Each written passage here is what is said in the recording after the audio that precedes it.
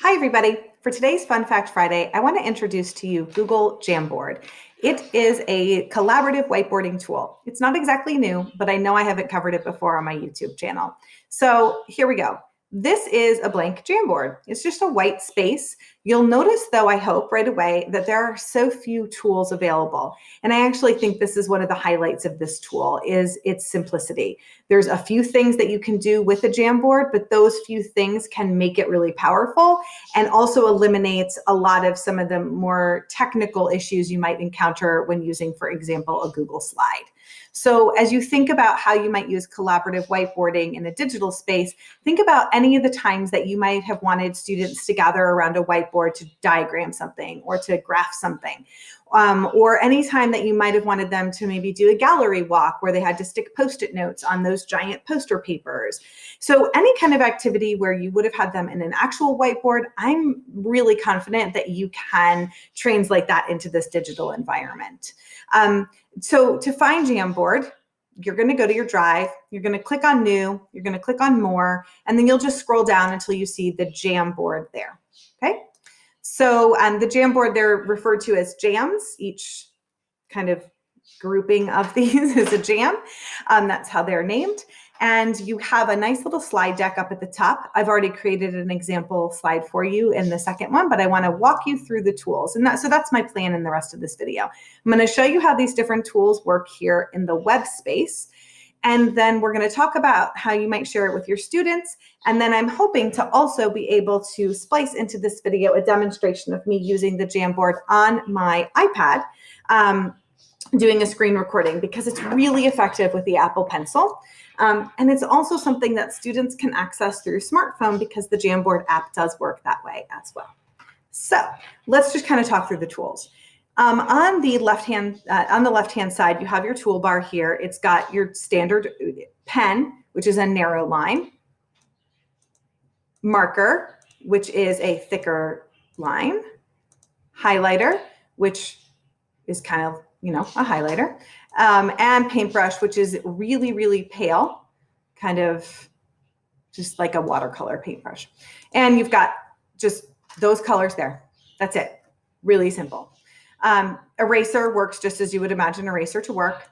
The arrow allows you to select something and move it around, which becomes a lot more important when we look at things like sticky notes. I love the sticky notes. And they kind of auto-fit to whatever the text is, and then you can drag them and make them bigger. We also have the add image. You'll see in a minute that we're going to look at one as a background, but our family has a cockatiel. Her name is R2, so we'll just use that image here, and we'll just insert. That's not my cockatiel. It's just one I found on Google. But anyway, so there's a picture, and I can do whatever I need to do with this picture in the Jamboard. So you can start to sort of imagine how students might be able to mark something up. They might be able to insert a picture really quickly. Maybe in that gallery walk concept, you can share the Jamboard and they can cycle through, and they have to leave a Post-it note with some kind of comment back on one of their other groups or classmates' work. It also has this sort of tool where you just automatically place a shape. It has text box. Again, same idea. It's a little bit different than the Post-it note. Really like the Post-it notes. And then it has this really neat feature, which I think is really useful in HyFlex and virtual learning. So as the teacher, if you share your screen and you're using a Jamboard to just kind of maybe sketch note or share a couple diagrams, or maybe you're trying to do a graph, and you want to bring everyone's attention to something, you use that laser, but it doesn't stay. But it stays just long enough so that anybody who missed where maybe you were hovering can draw their attention to that space because it's there for just a little bit longer. So that's kind of cool. You can also set the background, which I think is really useful, especially if you wanted to maybe graph paper, if you needed students to be graphing something, or you just wanted to be able to line things up. You can also upload something. Great for if you wanted students to do a diagram. So I'm using my rotator up here. I'm actually going to just add another slide by clicking over. It just automatically populates it. And I'm going to set a background. It's going to be one that I will do this Google image search again. we're going to search for a cockatiel. There's a theme. And let's say we'll just use this one. We're going to set that frame as background. There it is. But let's say that I wanted my students, every student, to diagram this particular creature, right? So I might say, like, on a Post-it note, I want you to give me the genus and species. I don't know the genus and species of the cockatiel. We're just playing here. So, but then maybe I want them to diagram certain parts. So I'll just say a text box. And this is the cockatiel's feather crest. Okay, and ooh, that font color is not going to be great. So I'm going to just sort of highlight all of that, change it to white. Again, I want to point out the simplicity here, right? We're just dealing with the basics, but that can be really refreshing if what you really want them to do is to just synthesize the information. So, so that's another option of a way that you might be able to use this. And I know anybody watching this, you're already starting to come up with ideas, or maybe you've used this and my ideas are just basic. Another use that I thought was really helpful was to create graphic organizers. I used the dot background so that I could sort of line these up to make them all the same size. These are Post-it notes. How I would share this with students is any way that I would share anything I typically share with students through Google. So I might give them a link and have them make a copy themselves. Unfortunately, it doesn't yet embed in Google Drive assignments through Schoology. However, they know how to make a copy, and I can actually show you. It's really, really simple to make a copy. So they just click on those three dots, and one of the options will be make a copy. Since they're not the owner, they wouldn't have the option of rename, but they would have every other option. So they can just make a copy. And then the student then would click into the Post-it note through Edit, and they would replace 3 things I learned with the 3 things they learned.